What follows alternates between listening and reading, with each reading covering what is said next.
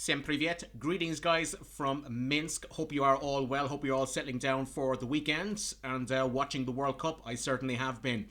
Anyway, so in relation to the previous video, I've got a lot of feedback and a lot of positive feedback and comments from you guys that I want to address and want to clarify a number of issues. Okay, so let's start off with the first issue, and that is in relation to gas, between gas central heating and gas cooking. Now, in Belarus, of course, you get two different kinds of gas bills. One is for the gas cooking, which means your cooker. Of course, I use a gas cooker to cook my food, and of course, there's the other, which is in relation to gas central heating that you get with your municipal bill. Of course, municipal bills not only cover gas communal central heating, it also covers water, sewerage, garbage, TV, and so on.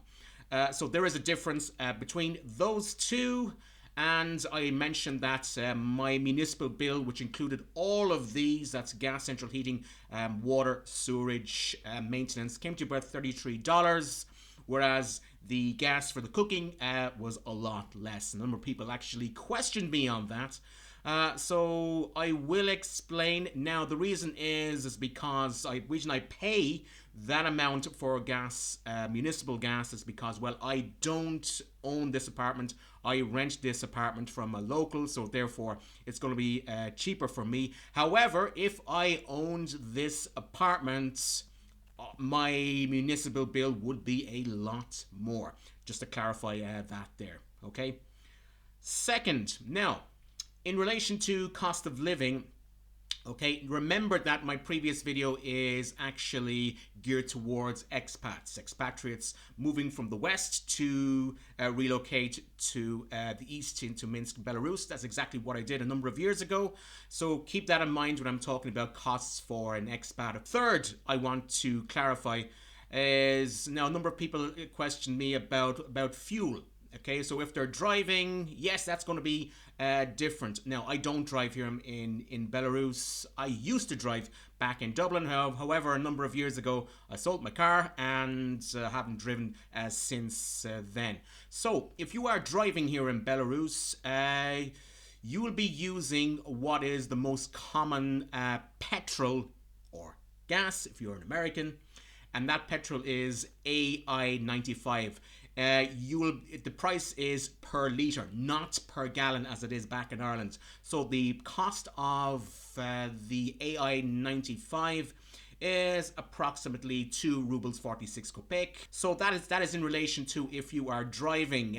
Now, since I'm living in the center of Minsk, I do not need a car to get around from A to B. I can use public transport, in which public transport here, guys, I have to repeat, is actually quite good. It'll get you from A to B. So we have trams, trolley buses, bus, and of course we have the metro as well, which we don't have in Dublin, and they've been talking about it for the last 50 years, but we still don't have it. So now, if you are living in the countryside, or if you have a dacha or summer house in a remote region, in Vitebsk or whatever, yes, you will definitely need a car. So the fuel prices will apply to you.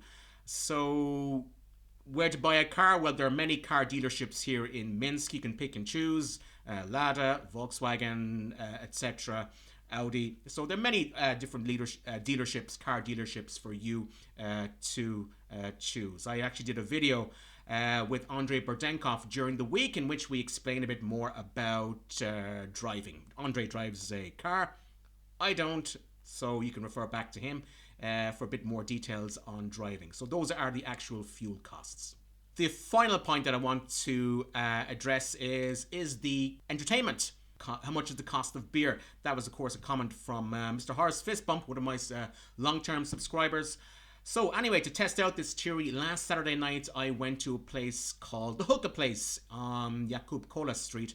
And we went inside, quite nice, comfortable, convivial surroundings. I was with a friend, we ordered 3 beers and a meal bite to eat, and the total bill came to about 60 rubles. Yes, a bit expensive. Prices are going up here. As I mentioned in my previous videos, the inflation rate here is about 17.5%. So, but that is right across the board throughout Europe. Prices are going up everywhere because gas prices going up, and of course food prices as well. So of course the customers, yes, they have to bear the burden of these prices, but I must stress that it is everywhere across the board. Okay, so those are the main points that I'd like to clarify from my previous video. So now, without further ado, it's time for the World Cup report.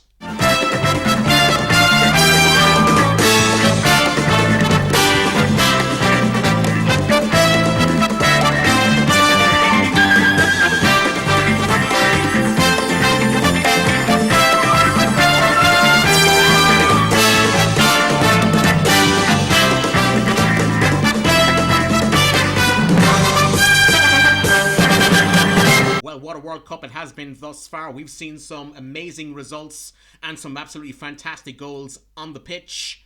Just as we thought Argentina were going to show us just how poor and crap and underachieving they were, up steps Lionel Messi for a bit of a moment of genius. What a goal this was.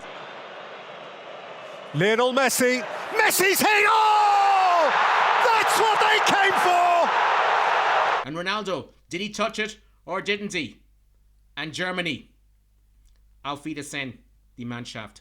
Poland booked their place in the second round with some very, very good results. However, they kick off against France tomorrow in a very, very difficult and tricky tie. In the other group games, Moroccan fans had a lot to celebrate in their group matches by qualifying for the last 16 by showing their appreciation on the streets of Brussels. However, highlight of the group matches, of course, were the amazing performances by Japan and South Korea. Both these teams qualified from Group F and Group H respectively by getting some amazing results against Spain and Portugal. Fantastic. Well done to both of those teams. And finally, off the pitch, theatrics and controversy. First, we had Kosovo and Serbia.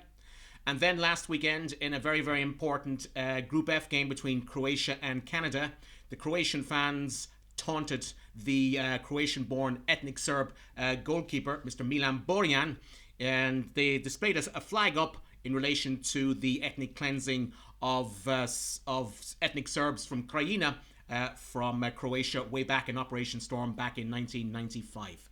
So a bit of background story into this.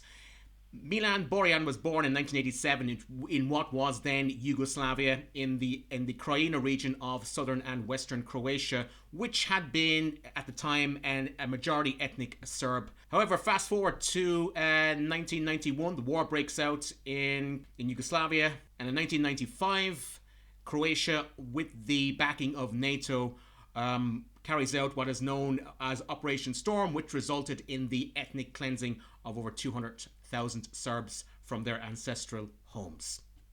So that was it, guys. That is my World Cup roundup for week 2. This weekend and the next couple of days, we're going to see some very, very exciting group of last 16 games. So stay tuned for more from this channel. So from Minsk, it is До свидания. حضروا